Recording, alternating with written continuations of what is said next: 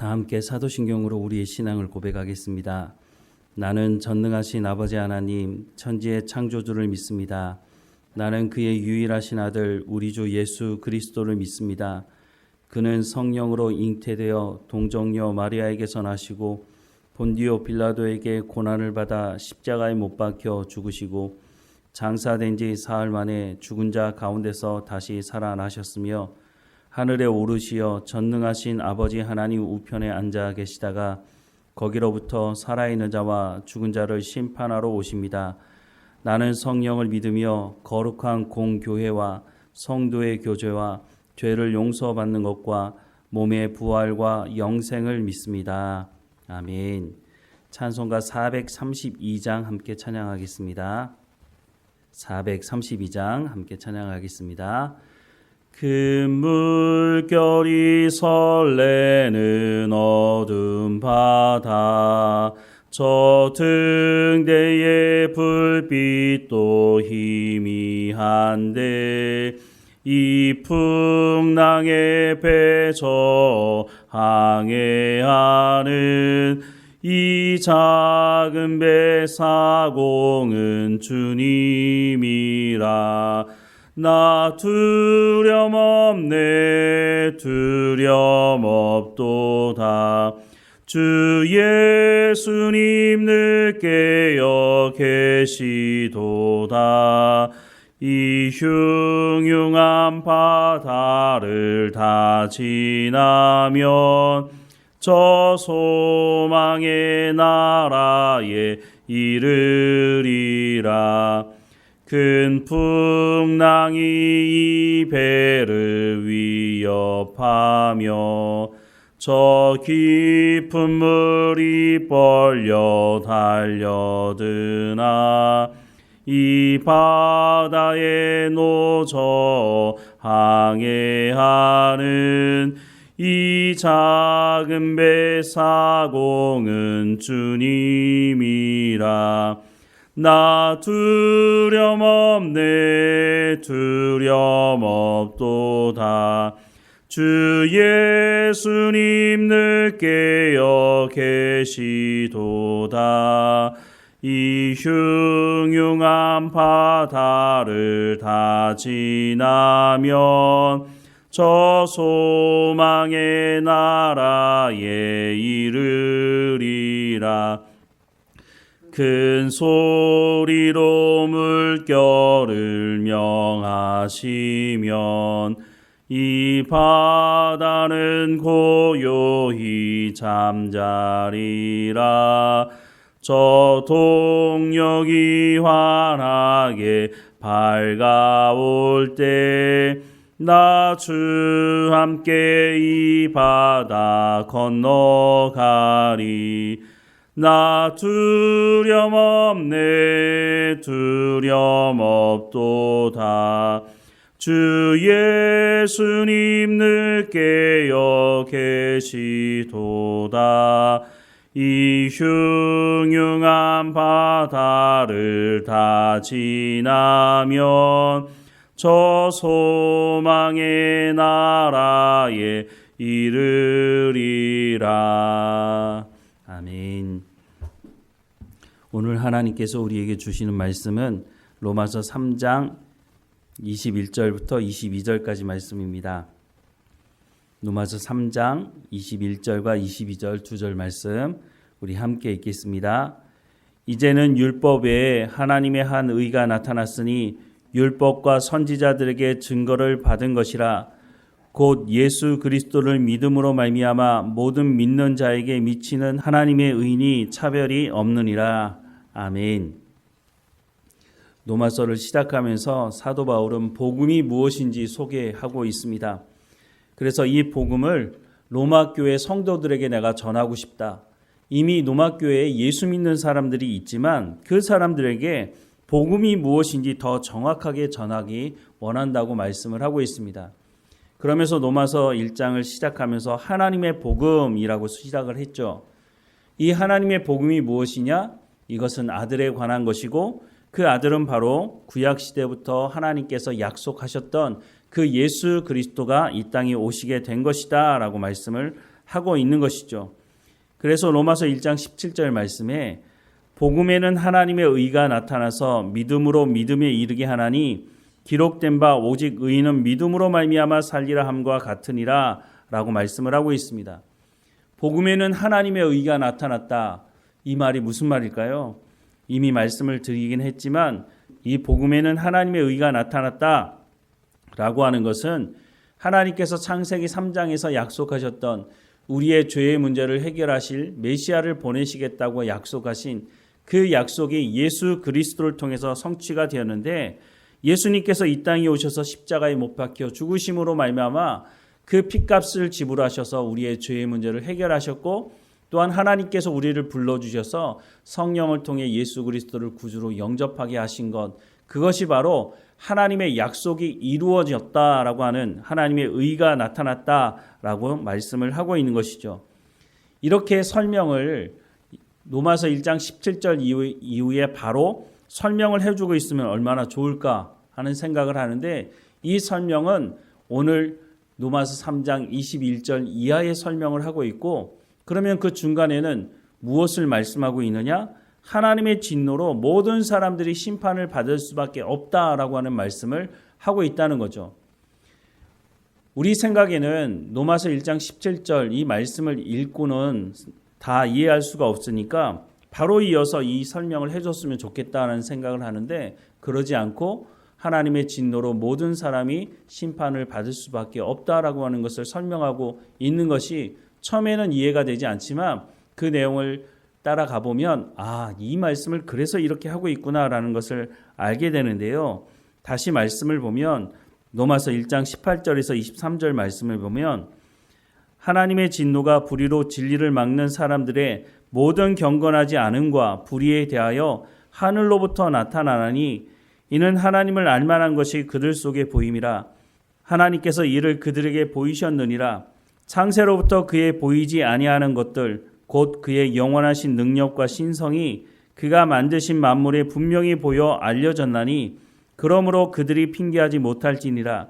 하나님을 알되 하나님을 영화롭게도 아니하며 감사하지도 아니하고 오히려 그 생각이 허망하여지며 미련한 마음이 어두워졌나니 스스로 지혜 있다 하나 어리석게 되어 썩어지지 아니하는 하나님의 영광을 썩어질 사람과 새와 짐승과 기어다니는 동물 모양의 우상으로 바꾸었다라고 말씀을 하고 있습니다.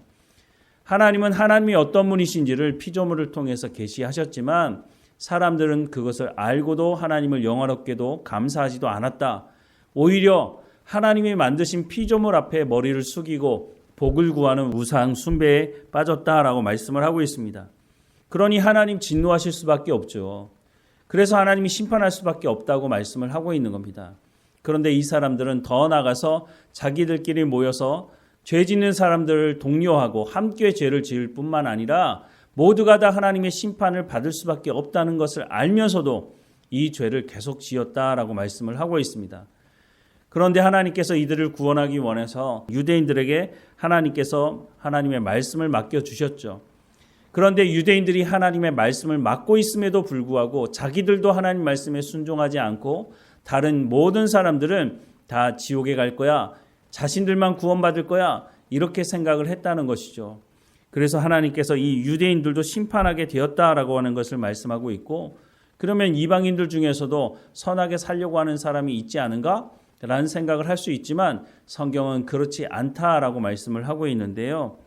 로마서 2장 6절부터 16절 말씀해 보면 하나님께서 각 사람에게 그 행한 대로 보응하시되 참고 선을 행하여 영광과 존귀와 썩지 아니함을 구하는 자에게는 영생으로 하시고 오직 당을 지어 진리를 따르지 아니하고 불의를 따르는 자에게는 진노와 분노로 하시리라.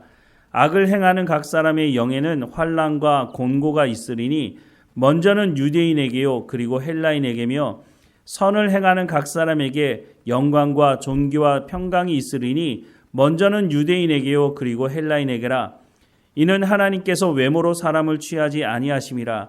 무릇 율법 없이 범죄한 자는 또한 율법 없이 망하고 무릇 율법이 있고 범죄한 자는 율법으로 말미암아 심판을 받으리라. 하나님 앞에서는 율법을 듣는 자가 의인이 아니요 오직 율법을 행하는 자라야 의롭다 하심을 얻으리니 율법 없는 이방인이 본성으로 율법의 일을 행할 때에는 이 사람은 율법이 없어도 자기에게 율법이 되나니 이런 이들은 그 양심이 증거가 되어 그 생각이 서로 혹은 고발하며 혹은 변명하며 그 마음에 새긴 율법의 행위를 나타내느니라.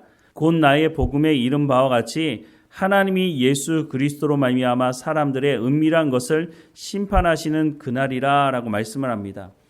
하나님은 모든 사람에게 이렇게 말씀하십니다. 각 사람이 행한 대로 심판을 받게 될 것이다.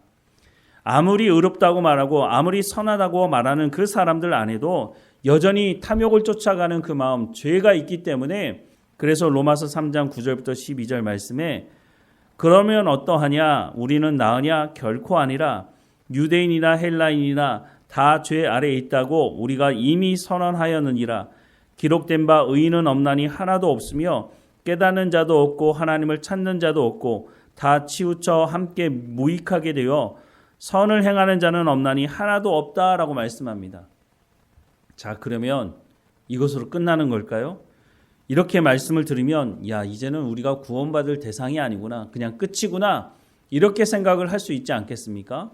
아무리 선하게 살려고 하더라도 내 마음 가운데 이 죄악이 끊임없이 일어나니 이것을 절제할 수가 없으니, 이것을 해결할 수가 없으니 우리는 모두가 다 하나님의 심판을 받을 수밖에 없다라고 말할 수밖에 없지 않습니까? 그런데 오늘 본문부터 하나님은 이렇게 말씀을 시작하고 있습니다.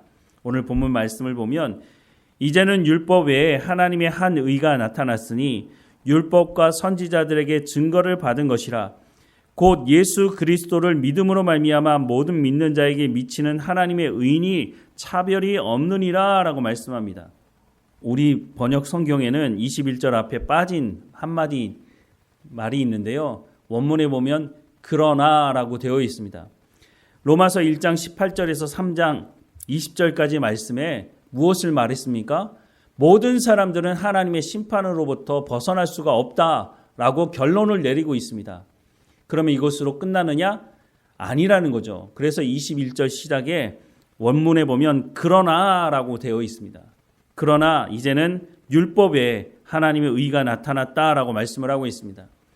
율법이 우리 가운데 어떤 기능을 가지고 있습니까? 율법의 말씀을 우리가 온전히 행하면 구원받을 수 있다라고 말씀하시지만 어떤 사람도 율법을 완벽하게 지킬 수 있는 사람이 없으니 율법의 기능이 그러면 뭡니까? 우리가 죄인이라는 것을 알려주고 있다는 것이죠. 그런데 이 율법 외에 한 의가 나타났다라고 말씀을 하고 있습니다. 로마서 1장 17절에서 말씀하고 있던 그 내용 아닙니까? 그래서 로마서 1장 17절에 하나님의 의가 나타났다라고 하는 것을 로마서 3장 21절 이하에 이제 설명을 하고 있는 것이죠. 하나님의 의가 나타났는데 어떻게 나타났다고요? 예수 그리스도를 통해서 예수님께서 십자가에 못 박혀 죽으심으로 우리의 죄를 사하심으로 하나님께서 율법과 선지자들을 통해서 이미 약속하셨던 그 약속의 말씀이 성취가 되었다라고 하는 것이 바로 하나님의 의가 나타났다라고 말씀을 하고 있는 것이죠.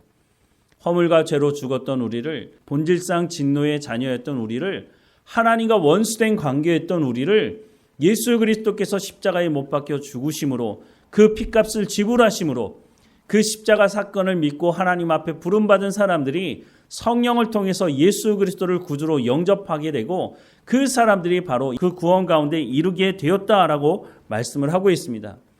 이것은 유대인들이 말하는 것처럼 자신들만 구원받을 수 있다고 말하는 그것이 아니라고 말씀합니다. 그래서 뭐라고 말씀합니까? 이것은 하나님의 의고 하나님의 의는 차별이 없다라고 말씀을 하고 있습니다. 바로 예수 그리스도의 십자가 사건을 믿고 예수님을 영접하는 사람들. 그래서 요한복음 1장에 뭐라고 말씀합니까? 영접하는 자, 곧 그 이름을 믿는 자들에게는 하나님의 자녀가 되는 권세를 주셨다라고 말씀을 하고 있는 것이죠.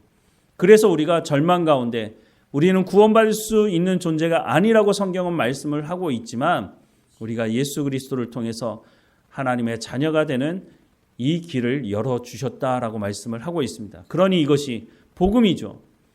우리가 멸망당할 수밖에 없다는 것을 성경은 분명히 말씀하고 있는데 하나님께서 약속하신 약속의 말씀을 예수 그리스도를 통해서 허락해 주시고 우리가 성령을 통해서 예수님을 영접하게 되었으니 이것이 바로 복음이 아니고 무엇이겠느냐라고 말씀을 하고 있는 것이죠.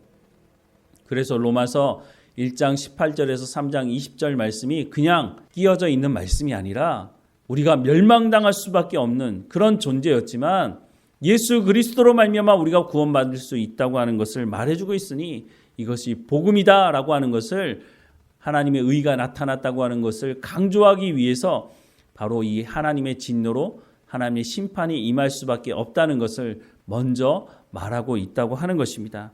오늘 우리에게 허락하신 말씀이 바로 이것입니다. 멸망당할 수밖에 없는 우리가 예수 그리스도의 십자가 그 보혈의 피로 말미암아 우리가 구원을 얻게 되었으니 우리가 또한 복음을 전할 때도 우리가 차별 없이 구원받은 것처럼 우리가 복음을 전할 때에도 누구에게든지 복음을 전해야 한다라고 하는 것을 말씀해 주고 있다는 것이죠. 오늘 하루를 살아가면서 하나님, 내 가운데 이 놀라운 구원을 허락해 주셔서 감사합니다.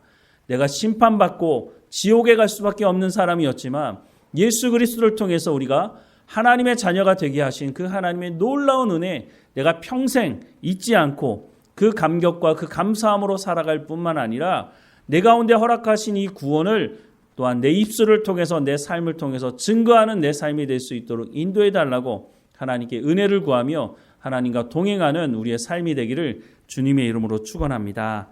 기도하겠습니다.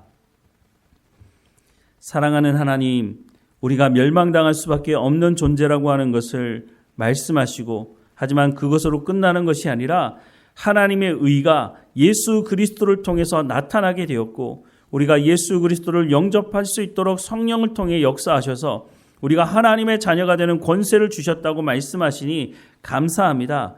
하나님, 여전히 우리는 연약하고 부족하지만 예수 그리스도를 통해서 우리를 의롭다 보시는 그 하나님의 은혜가 있어서 우리가 영원한 하나님의 나라를 소망하며 살아가게 하시니 감사합니다. 하나님, 우리 가운데 허락하신 이 놀라운 구원의 은혜를 잊어버리지 않게 하시고 늘 감사하며 이 감격 가운데 살아갈 수 있도록, 또한 우리의 입술을 통해서, 우리의 삶을 통해서 복음을 증거하는 삶이 될 수 있도록 하나님 은혜를 허락해 주옵소서. 우리의 삶의 모든 문제를 하나님 앞에 내려놓습니다. 먼저 주님의 나라와 주님의 의를 구하라고 말씀하시니 하나님, 우리가 하나님의 말씀을 듣고 순종하는 삶을 통해서 우리의 삶을 통해 하나님의 나라가 이루어질 수 있도록 은혜를 허락해 주옵소서.